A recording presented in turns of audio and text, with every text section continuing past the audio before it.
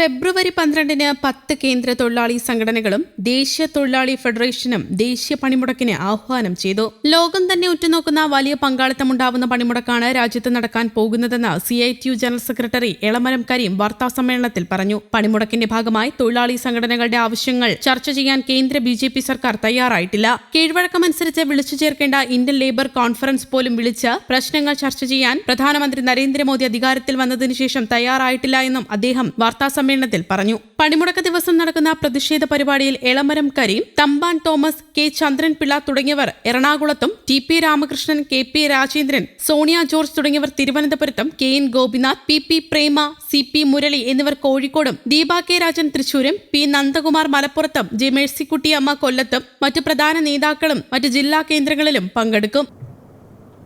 തൊഴിൽ കൺകറന്റ് ലിസ്റ്റിൽപ്പെട്ട വിഷയമാണ്. ഭരണഘടനയുടെ കൺകറന്റ് ലിസ്റ്റ്. സംസ്ഥാനങ്ങൾക്കും നിയമമുണ്ടാക്കാം തൊഴിൽ മേഖലയിൽ. ലേബർ കോഡുകൾ പാസാക്കിയതിന് ശേഷം അതിലെ വ്യവസ്ഥകൾ അനുസരിച്ച് സംസ്ഥാനത്ത് നിലവിലുള്ള തൊഴിൽ നിയമങ്ങളിൽ ഭേദഗതി വരുത്താൻ കേന്ദ്ര ഗവൺമെൻറ് സമ്മർദ്ദം ചെലുത്തി. BJP ഗവൺമെൻറ്റുകളെല്ലാം പലതരത്തിലുള്ള ഭേദഗതികൾ കൊണ്ടുവന്നു.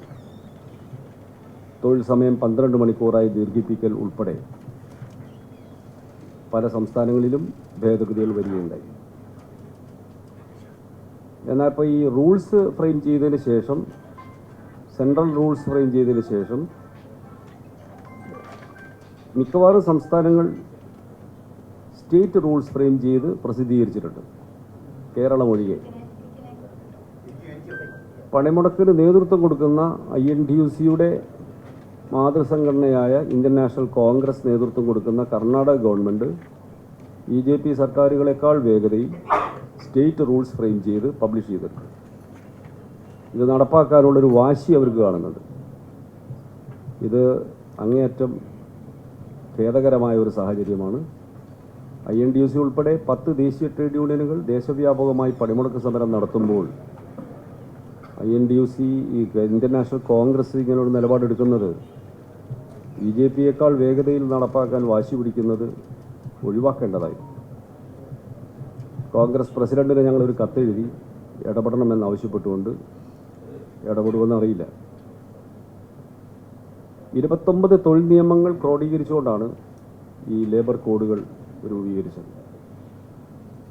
ഒരു ചെറിയ നോട്ട് നിങ്ങൾക്ക് തന്നിട്ടുണ്ട്. ILO പ്രമാണങ്ങളും ഇന്ത്യൻ ലേബർ കോൺഫറൻസ് എന്ന് പറയുന്ന ത്രികക്ഷി സമിതിയും അംഗീകരിച്ച ശുപാർശകളുടെയും തത്വങ്ങളുടെയും അടിസ്ഥാനത്തിലാണ് ഇന്ത്യയിൽ തൊഴിൽ നിയമങ്ങൾ രൂപം കൊണ്ടത്. 1949-ലാണ് ഒന്നാം ലേബർ കമ്മീഷൻ ഇന്ത്യ ഗവൺമെൻറ് നിയോഗിച്ചത്. ജസ്റ്റിസ് ഗജേന്ദ്ര ഗാഡ്കർ അധ്യക്ഷനായ കമ്മീഷൻ. ആ കമ്മീഷന്റെ ശുപാർശകൾ അനുസരിച്ചാണ് ഇന്ത്യയിൽ തൊഴിൽ നിയമങ്ങൾ പലതും രൂപം കൊണ്ടത്. അതിനാധാരമായ തത്വങ്ങൾ ILO കൺവെൻഷനിലുള്ളതും നമ്മുടെ രാജ്യം അംഗീകരിച്ചിരുന്നു. ലേബർ കോഡിൽ സ്ഥിരം ജോലിക്ക് പകരം ഫിക്സഡ് ടൈം എംപ്ലോയ്മെന്റ് എന്ന വ്യവസ്ഥ കൊണ്ടുവന്നു. നേരത്തെ തൊഴിലാളികളുടെ category permanent, reserve, casual, apprentice, trainee എന്നീ വിധത്തിലാണ്.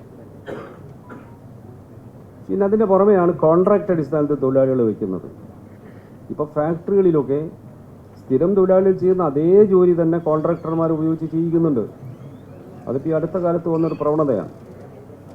സ്ഥിരം ജോലിക്കാരേക്കാൾ കൂടുതൽ എണ്ണം കോൺട്രാക്ട് തൊഴിലാളികളാണ്. ഇത് ഗവൺമെൻറ്റിൻ്റെ സ്ഥാപനങ്ങളിലും വെച്ചിരിക്കുന്നു. ഇന്ത്യൻ റെയിൽവേയിൽ 4 ലക്ഷം കോൺട്രാക്ട് തൊഴിലാളികളുണ്ട്. ഇന്ത്യയിലെ ഒരു പ്രമുഖ പൊതുമേഖലാ സ്ഥാപനമാണ് power grid corporation of India. ഈ വൈദ്യുതിയുടെ പ്രസരണത്തിനുള്ള വലിയ ടവറുകൾ സ്ഥാപിക്കുന്ന ഏറ്റവും വലിയൊരു കമ്പനിയാണ്. അതിൽ സ്ഥിരം തൊഴിലാളികൾ 6000 പേരും കോൺട്രാക്ട് തൊഴിലാളികൾ 84,000-ൽ പരമാണ്. ഇന്ത്യ ഗവൺമെൻറ്റാണ് ചെയ്യുന്നത്, പിന്നെ സ്വകാര്യ കമ്പനികൾ ചെയ്യാതിരിക്കുന്നു. അതിനേക്കാൾ ഭീകരമായ ഒരു പ്രപ്പോസലാണ് ഫിക്സഡ് ടൈം എംപ്ലോയി. നിശ്ചിത കാലത്തേക്ക് ഒരാളെ ജോലിക്ക് വെക്കുക, ഒരു കൊല്ലത്തേക്ക് അല്ലെ 2 കൊല്ലത്തേക്ക്. അയാളുടെ ജോലി 2 കൊല്ലം കഴിഞ്ഞാൽ മാനേജ്മെൻറ്റിന് ആവശ്യമുണ്ടെങ്കിൽ, ഇഷ്ടമുണ്ടെങ്കിൽ തുടർച്ച കൊടുക്കാം. ഇഷ്ടമില്ലാതെ തോന്നുമ്പോൾ എപ്പോൾ വേണമെങ്കിലും പിരിച്ചുവിടാം. അപ്പോൾ ഇങ്ങനെയുള്ളൊരു തൊഴിലാളി ഒരു ട്രേഡ് യൂണിയൻ അംഗമായാൽ മാനേജ്മെൻറ്റിന് ഇഷ്ടമുണ്ടാവില്ല. ഫാക്ടറി ഗേറ്റിൽ മുദ്രാവാക്യം വിളിച്ചാൽ അദ്ദേഹം ഒരു ശല്യക്കാരനായി കണക്കാക്കപ്പെടും. അപ്പോൾ ഒരു കാലത്തും ഈ ഫിക്സഡ് ടൈം എംപ്ലോയി മാനേജ്മെൻറ്റിനെതിരായി നിൽക്കില്ല. ഒരു trade union free work place രൂപം കൊള്ളും ഇന്ത്യയിലാകെ.